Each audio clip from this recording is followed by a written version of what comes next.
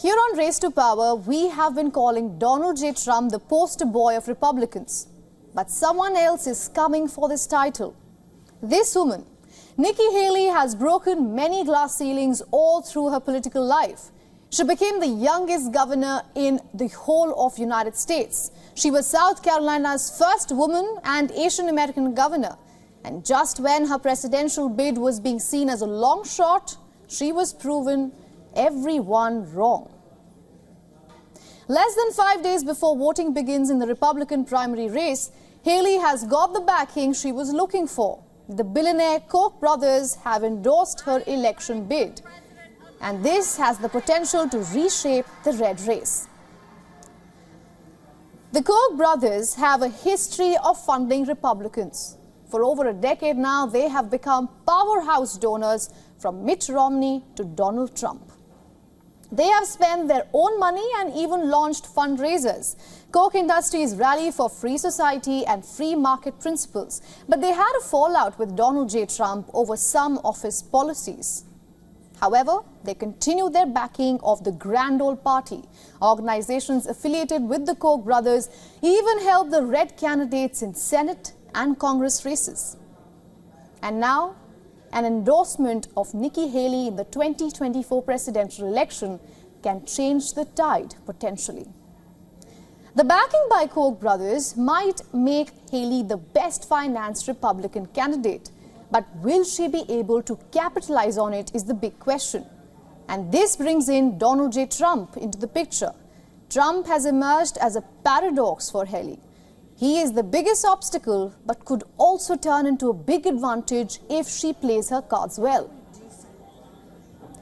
An obstacle because in polls, Trump is way ahead of Haley. She is still polling more than 50 points behind the former president. In some polls, Haley is trailing behind Ron DeSantis as well. But she doesn't look too worried about that because she has been making significant gains as compared to the Florida governor. But Haley's biggest advantage could be Trump's tendency of using loose language. After the last Republican debate, Trump called Haley bird brain, giving Haley the opportunity to take the battle head on. She has been repeatedly attacking Trump for ignoring social issues over trade-related policies. Now it brings us to the biggest question. Does Nikki Haley have it in her to beat Joe Biden, the incumbent president?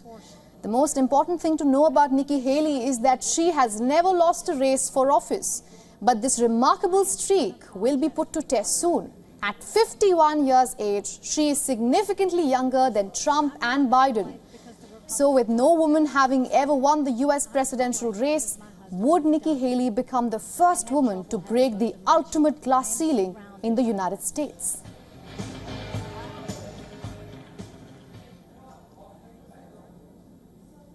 Now, to decode this further, we are being joined by Jonah Blank. He is the former foreign policy advisor to President Joe Biden, joining us live from Washington, D.C. Mr. Blank, thank you so much for joining us here on WION. Thank you for having me. Now, in theory, Nikki Haley seems to be having the perfect CV for the presidential success. But tell us how much of that could actually transpire in the practical sense. Yes.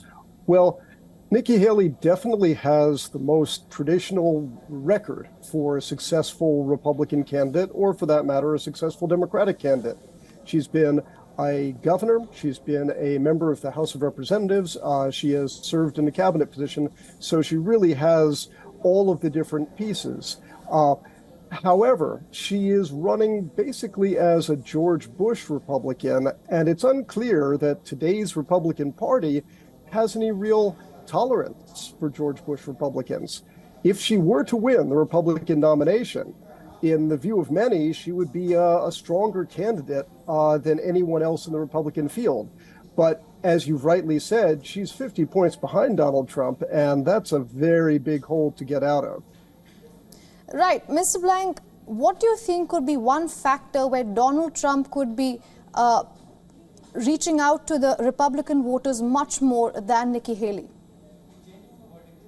Well, Trump has capitalized on a thread within the Republican Party that goes deep, an appeal to be frank about it, white male voters to a large extent, white female voters secondarily, and to be striking some of the same populist themes that we see in a lot of other countries around the world, in Hungary, in Brazil, most recently now in Argentina, many other countries.